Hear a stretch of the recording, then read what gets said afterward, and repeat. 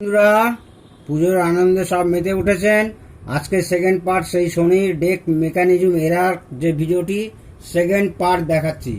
আমি কিছু ভিডিওতে দেখলাম যে এই ডেকটা ওরা সম্পূর্ণ খুলছে। এই ডেক মেকানিজম এখান থেকে খুললো, এখানে স্ক্রু আছে, এখানে খুললো, তারপর এখানে এখানে স্ক্রু এখানে পুরো ডেক মেকানিজম। কিন্তু আমি একটা কায়দা জানি আর কি, জানি না আপনাদের সেটা ভালো লাগবে কিনা। ডেক মেকানিজম কিন্তু খুলতে হবে না, না খুলেই বেল্টটা চেঞ্জ করা যাবে। অত আমি যেটা সহজে পারবো, আমরা যেটা সহজে পারবো সেটা দেখুন। ছোট আগে এখানে দুটো বেল্ট থাকে, তো এই মোটর থেকে এই মেন আপনার ফ্লাই হুইলে একটা গেল, আর ফ্লাই হুইলের নিচ থেকে এই যে এই আইডলারে আসবে, রিল সেন্সার যে আইডলারটাকে সেন্স করছে সেই আইডলার। টাইম বাঁচাতে হবে, কিন্তু কাজটা ভালো করতে হবে। টাইমও বাঁচাতে হবে, কাজটাও ভালো করতে হবে। আগে ছোট বেলটা ভরে নিতে হবে। ডেক মেকানিজম না খুলেও করা যায়। দেখুন ছোট বেলটা একদম ঘাটে পড়েছে। এইবারে এইখান থেকে নিয়ে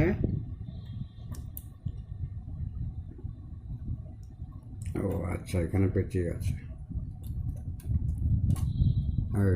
দেখুন বন্ধুরা, লাগিয়ে ফেলেছে। ছোট বেলটা একদম ঘুরছে। এটা ঘাটে পড়েছে কিনা দেখে নিন। ঘাটে পড়েছে কিনা একবার দেখে নিন। না চেঞ্জ করেই করা যাবে, মানে না চেঞ্জ করে মানে ওই ডেক না খুলে।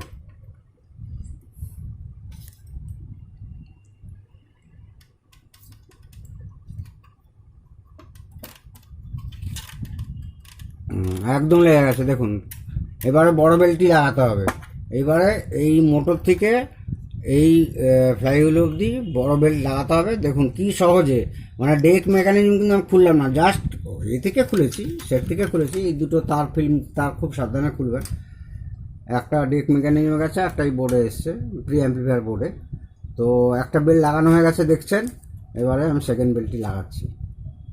বন্ধুরা, এবারে দেখুন বড় বেল্টটি পড়াচ্ছি। একটু যা এই ফ্লাইহুইল থেকে মোটরের পুরি অবধি যা যত সেন্টিমিটার হবে তার থেকে 10% বাদ যাবে, এটাই হচ্ছে নিয়ম। মোটরটা এখানে শনি কি করেছে, এইখানে দুটো স্ক্রু করেছে। এখানে একটা স্ক্রু, মোটরের তো 3টে স্ক্রু হয়, দেখুন এইখানে একটা স্ক্রু করেছে, এইখানে আর এখানে একটা স্ক্রু করেছে। এই জায়গাটা কিন্তু শনি ফাঁকা রেখেছে এই বেল্ট চেঞ্জ করার জন্য। এখানে কিন্তু কোনো স্ক্রু নেই। এই জায়গাটা যদি আমরা এই রকম করি, দেখুন ফাঁকা হচ্ছে, কিন্তু খুব সাবধানে করতে হবে যাতে না ভেঙে যায়। আবার পোস্টগুলো হয়তো দেখা গেল ভেঙেই গেল।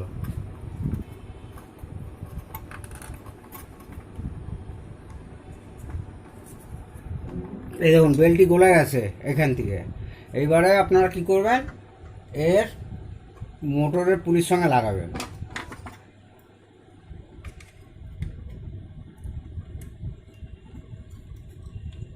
এই মোটরের পুলির সঙ্গে লেগে গেল।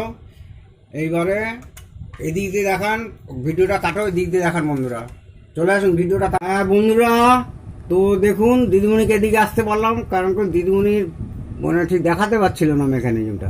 তো এইখান থেকে মোটরের পুলি থেকে দেখুন বড় বেল্টটি আমি লাগিয়েছি, ডেক না খুলে, কিন্তু মেকানিজম না খুলে। এইবারে দেখুন ফ্লাইহুইলে এই জাস্ট লাগাচ্ছি। এই লাগিয়ে এই চিমটেটাকে, টুইজারটাকে শক্ত করে ধরে রাখবেন। একটা আঙুল, এই আঙুলটাকে এইভাবে দিয়ে ঠেলে নেবেন। দেখুন এই দেখুন ফার্স্ট ক্লাস লেগে গেল, কোনো ডেক না খুলে, মেকানিজম না খুলে। দেখুন আমি ঘোরাচ্ছি, আইডলার ঘুরছে, মেন ফ্লাই হুইল ঘুরছে। এইবারে সেটে লাগিয়ে আপনাদের দেখাচ্ছি কিভাবে চললো না চললো। আমার মূল উদ্দেশ্য ছিল, অন্যান্য আমি ভিডিওতে দেখলাম ও মেকানিজম উনি যে ভুল করছেন, আমি সেই কথা কিন্তু একবার বলছি না, কিন্তু আমি বলছি এটা খুব সহজ উপায়। মোটরটাকে একটুখানি এখানে ফাঁক করলে এখানে একটা গ্যাপ তৈরি হবে, এই জায়গাটা একটা গ্যাপ তৈরি হবে। সেই গ্যাপ তৈরি হয়ে যাওয়ার পরে আপনারা দুটো, এই মেন তো এই বেল্টটা লাগাবো মোটরের সঙ্গে, আর এই বেল্টটা তো ব্রেক কেন খুলবো, এইটা তো সামনে এই দিক দিয়ে নিয়ে ফ্লাইহুইলের পেছন দিয়ে নিয়ে অ্যাডলারে লাগিয়ে দিলাম। কি সুন্দরভাবে টোটাল ব্রেক মেকানিজম না খুলে, এই মানে এই গার্ডটা না খুলে, এই বোর্ড না খুলে কি সুন্দরভাবে বেল্ট লেগে গেল। এবারে আমরা লেটস গো টেস্ট করে দেখা যাক কি হলো। তো মাই ডিয়ার ফ্রেন্ড, ডেক মেকানিজমটা লাগিয়েছি দেখুন। তো এখন ওই এরার কিন্তু আর আসছে না। দেখুন আমি স্ট্যান্ড বাই করছি, স্ট্যান্ড বাই করার পরে আবার স্ট্যান্ড বাইটাকে রিমুভ করছি, ওটা কিন্তু চলে গেছে। ইউএসবি একটা দিয়ে রেখেছি পেন ড্রাইভ, পেন ড্রাইভটাও রিড করবে, ইনসার্ট পেন ড্রাইভ বলছে, একবার রিমুভ করে ইনসার্ট করলাম, রিডিং মোডে গেছে। এবারে আপনাকে ফাইল সিলেক্ট করতে বলছে, রুটে আছে, এন্টার করলাম, নিচে আসলাম আর প্লে করলাম।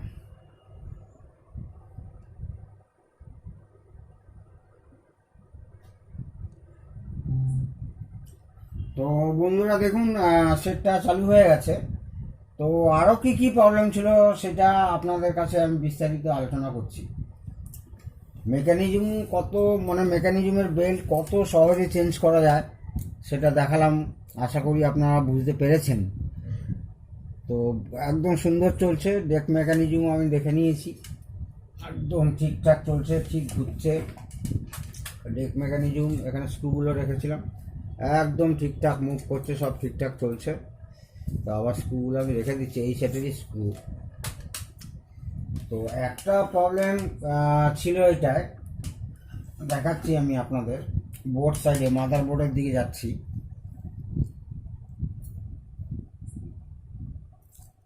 আচ্ছা এই মাল্টিমিটারটা দেখছেন তো? তো এই মাল্টিমিটার নিয়ে এর রিভিউ দিয়ে আপনাদের একটা ভিডিও আমি অবশ্যই আপনাদের কাছে তুলে ধরবো, যে এই মিটারটি কেন কিনবেন বা কেন কিনবেন না, এর দাম সম্পর্কে, অর্থাৎ এর প্রাইস কত, কোথা থেকে কিনবেন আমি দেখাবো। আর আমি ইউজ করে এতে আমি সন্তুষ্ট কিনা সেটাও আমি আপনাদের কাছে বলবো, এটা নিয়ে একটা ভিডিও হবে। আমার যদি মনে না থাকে আপনারা কমেন্টসে মনে করিয়ে দেবেন, এটা আপনাদের দায়িত্ব। আচ্ছা আমি কমন একটা গ্রাউন্ড করে নিচ্ছি, দেখুন একটা গ্রাউন্ড করে নিলাম। এইটার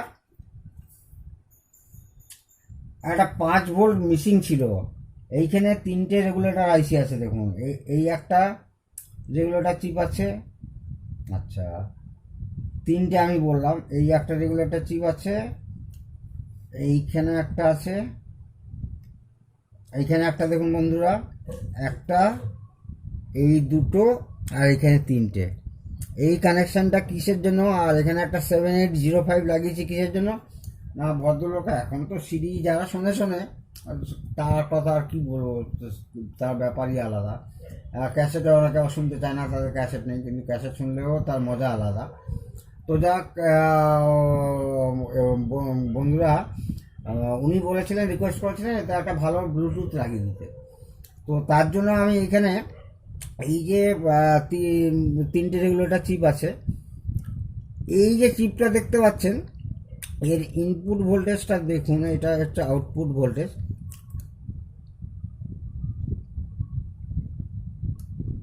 ওটা গ্রাউন্ডে ছিল। আচ্ছা এই দেখুন 5 পয়েন্ট,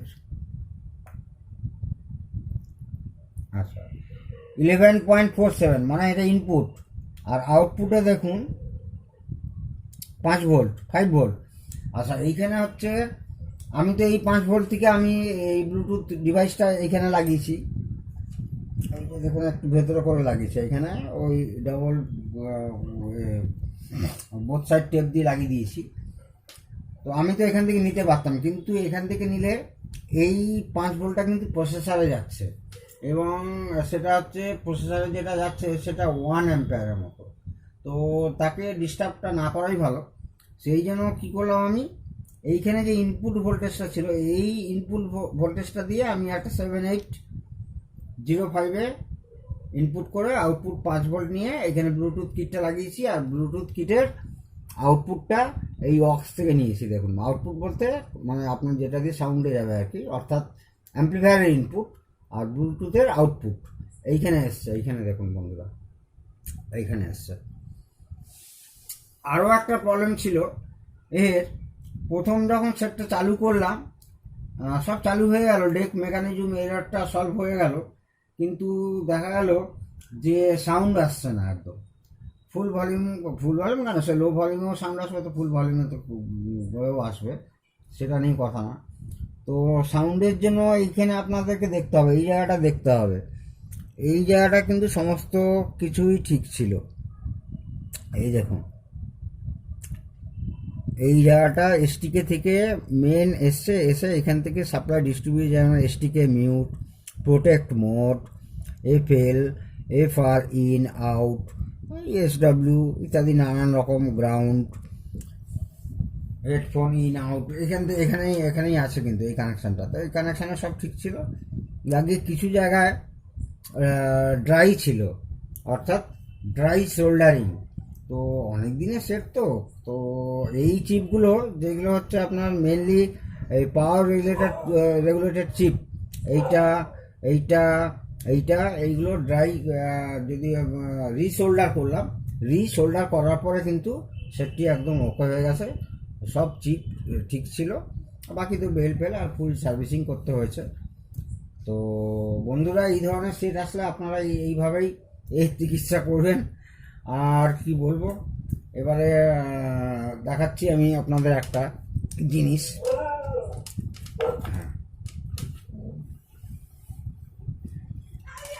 আচ্ছা, আমি মেনলি ডেক মেকানিজমে আসছি। দেখুন, এই টেপ সিলেক্ট করলাম,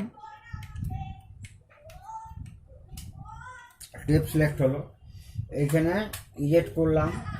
এইবারে টেক আপ পুলি বলুন আর সমস্ত কিছু কাজ করছে কিনা আপনারা কি করবেন, এর ভেতরে একটা রেকর্ডিং সেন্সের জন্য সুইচ থাকে, আর একটা ক্যাসেট ইন, মানে ক্যাসেটটা যে পেলেও ও সেন্স করবে, কিন্তু এখানে সুইচের ব্যাপার আছে। দুটো লিপ সুইচ কভার করা, খুব ভালো মানের লিপ সুইচ। এটা হচ্ছে ক্যাসেট ইনের জন্য আছে, মানে এই সুইচটা যদি আমি পুশ করি ও ভাববে আমি ক্যাসেট পেয়ে গেছি, আর এটা হচ্ছে রেকর্ডিং সেন্সের জন্য। তো এই দুটো সুইচ যদি আমি আঙুল দিয়ে চেপে ধরি, দেখুন বন্ধুরা, ওখানে দেখাচ্ছে, দেখুন ও ক্যাসেট পেয়ে গেছে। এই অবস্থায় কিন্তু আমি প্লেব্যাক করলে আপনাদের পুলিগুলো দেখাতে পারবো। আচ্ছা, আর একটা জিনিস দেখাচ্ছি, দেখুন আমার হাতের জন্য হয়তো আপনারা বুঝতে পারবেন না। ক্যাসেট ইন দেখালো, এই ছাড়লাম, নো ক্যাসেট, মানে কোনো, এখন যদি আপনি প্লে টেপেন তাহলে কিন্তু ও বলবে যে ক্যাসেট নেই, নো ক্যাসেট দেখাবে। এখানে আবার পুশ করছি, পুশ করার পরে ও টেপ পাচ্ছে, দেখাচ্ছে যে আমি ক্যাসেট পেয়েছি। মানে ক্যাসেট গেলে ওর ভেতরে ক্যাসেট ইনসার্ট করলে এই সুইচটা আগে পুশ হতেই হবে। এই দেখুন প্লে হচ্ছে, দেখুন দেখুন বন্ধুরা, প্লে হচ্ছে, টেক আপ পুলি ঘুরছে। আমার এটা দাঁড়ান, ওই স্ক্রুড্রাইভারটা সরে গেছিলো। দেখুন বন্ধুরা, প্লে হচ্ছে। এবার স্টপ করলাম, এবারে আবার সরে গেছে।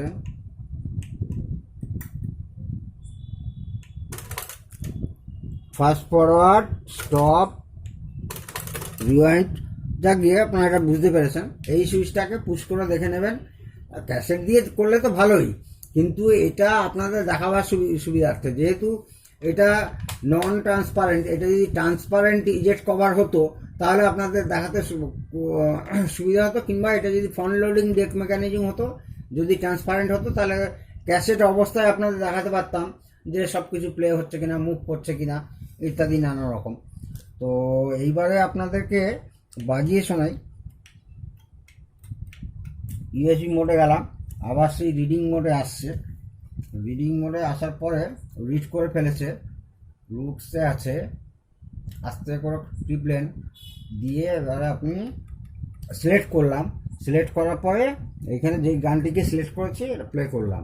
প্লে করার পরে দেখা যাক সেটটি ও নিজে আওয়াজ বার করছে কিনা। ভলিউম দিচ্ছি আস্তে আস্তে।